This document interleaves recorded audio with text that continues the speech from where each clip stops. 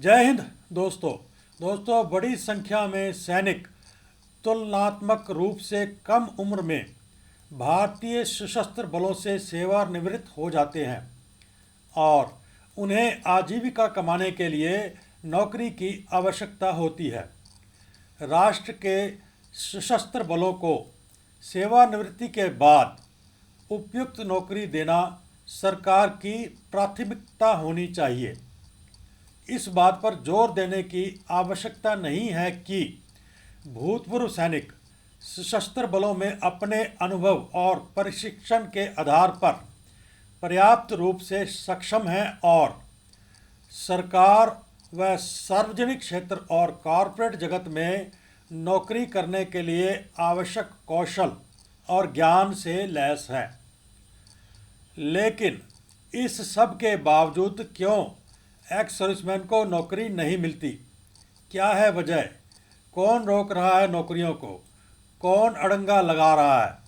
तो दोस्तों, हमारी मनचाही नौकरी ना मिलने की दो वजह हैं। पहली वजह है सरकारी या प्राइवेट कंपनियों को हमारी क्षमता के बारे में अज्ञानता। दूसरी वजह है हमें अपनी क्षमता के अनुसार नौकरी की उपलब्धता के बारे में ज्ञान ना होना। मैं यहाँ आपसे एक बात पूछता हूँ कि एक ग्रुप सी पोस्ट जिसके लिए ग्रेजुएट होना ज़रूरी है कि नौकरी निकलती है, क्या इसके लिए एक एक्स सर्विसमैन जो कि 10वीं पास है अप्लाई कर सकता है? क्या इसको यह नौकरी मिल सकती है? तो इसका उत्तर है जी हाँ। ये कक्षा 10वीं पास एक्स सर्विसमैन एक ग्रुप सी पोस्ट जिसके लिए ग्रेजुएट होना ज़रूरी है के लिए अप्लाई कर सकता है और नौकरी भी मिल सकती है। इसमें एक शर्त है कि इस एक्स सर्विसमैन की 15 साल की आर्मी या एयरफोर्स या नेवी की सर्विस होनी चाहिए।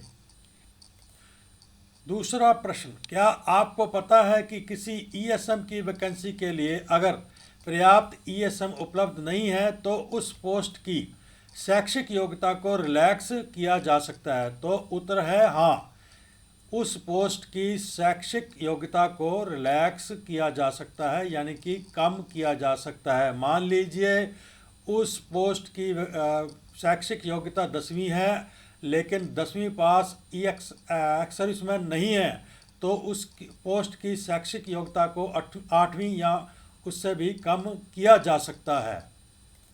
तो तीसरा प्रश्न, क्या आपको पता है कि आपके ट्रेड के अनुसार आपके लिए सिविल में नौकरी उपलब्ध है?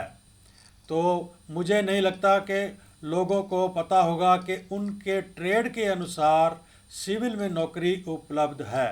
तो इस दुविधा को दूर करने के लिए डायरेक्टर जनरल रीसेटलमेंट ने एक डायरेक्टरी पब्लिश की है। आइए देखते हैं क्या लिखा है उस डायरेक्टरी में। तो यह डायरेक्टरी उपलब्ध कराई है directorate general of resettlement department of ex serviceman.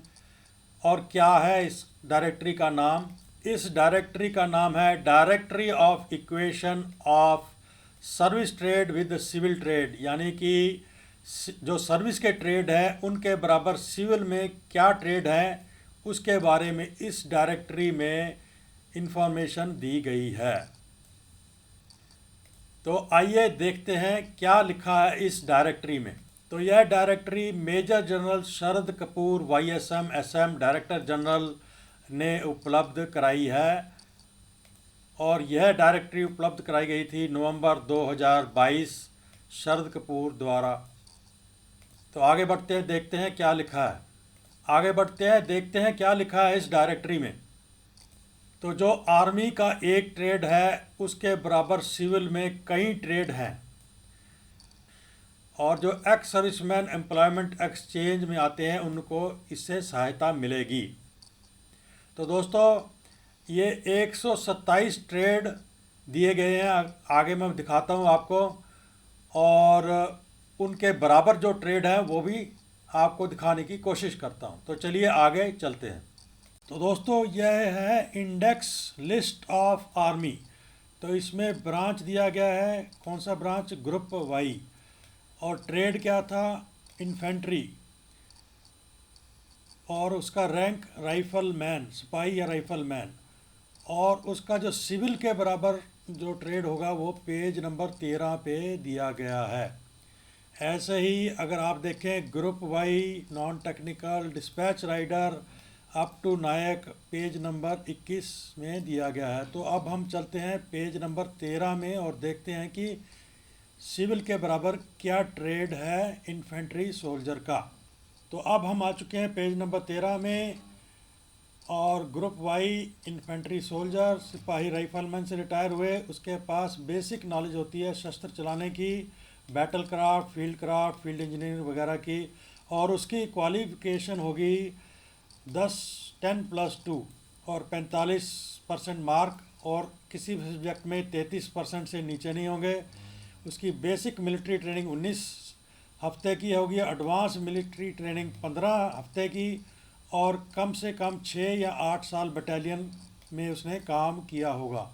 तो इनको यानी कि इस राइफल मैन को क्या नौकरी मिल सकती है? आर्म्ड सिक्योरिटी गार्ड या अनआर्म्ड सिक्योरिटी गार्ड, सिपाही लग सकते हैं कस्टम में, फॉरेस्ट में गार्ड बन सकते हैं, स्पोर्ट में कोचेस, इंस्ट्रक्टर, ऑफिशियल्स बन सकते हैं, स्टोर कीपर की वैकेंसी इनके लिए है, लाइट मोटर व्हीकल ड्राइवर बन सकते हैं, फायर फाइटर बन सकते हैं, जनरल ड्यूटी असिस्टेंट की वैकेंसी है इनके लिए, रेडियो ऑपरेटर की vacancy, office assistant, gardener general, और ये पुलिस कांस्टेबल की पद के लिए भी इनको सिलेक्ट किया जा सकता है। एक्साइज में कांस्टेबल के लेवल तक ये काम कर सकते हैं, लाइव स्टॉक वर्कर जनरल, और पर्सनल हैंडलिंग एक्सप्लोजिव।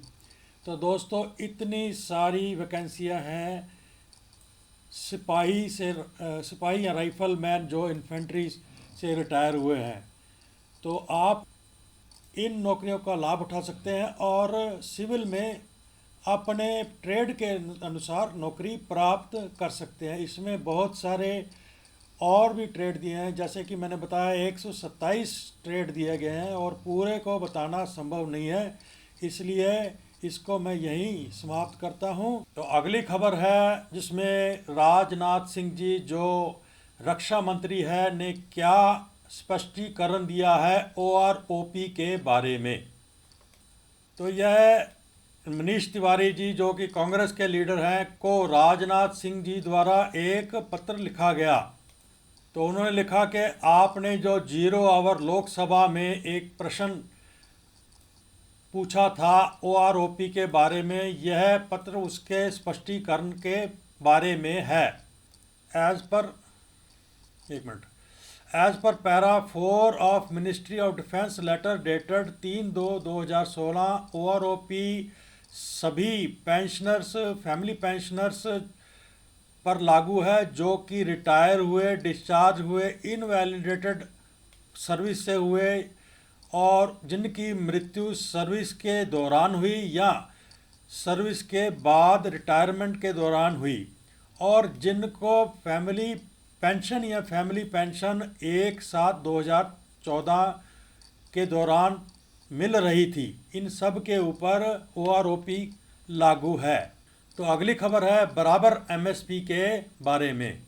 तो ये एक कोई JCO हैं जिन्होंने श्री कुमार के ने सरकार को पत्र लिखा था कि मेरी जो पे लेवल है उसको बढ़ाया जाए और MSP बराबर दी जाए। तो इसके बारे में अंडर सेक्रेटरी का जवाब नीचे है, आइए देखते हैं क्या है वो जवाब। तो लिखते हैं कि आपकी जो पटिशन आपने डाली है जो 13/1/2023 को डाली थी उसका जो जवाब है नीचे दिया गया है। तो आर्म्ड फोर्सेस के जो मौजूदा पे लेवल है और MSP है वो 7वें वेतन आयोग की सिफारिशों के आधार पर निश्चित किए गए हैं। ये गवर्नमेंट द्वारा अप्रूव किए गए हैं और उसके बाद आर्म्ड फोर्सेस पे रेगुलेशन 2017 द्वारा इनको इशू किया गया। लेकिन भविष्य में अगर कोई इक्वल MSP या पे लेवल के बढ़ाने की अगर डिमांड आर्म्ड फोर्सेस सर्विसेज की तरफ से आती है तो उसको अगले पे कमीशन को दे दिया जाएगा जैसे ही अगला पे कमीशन बनाया जाएगा।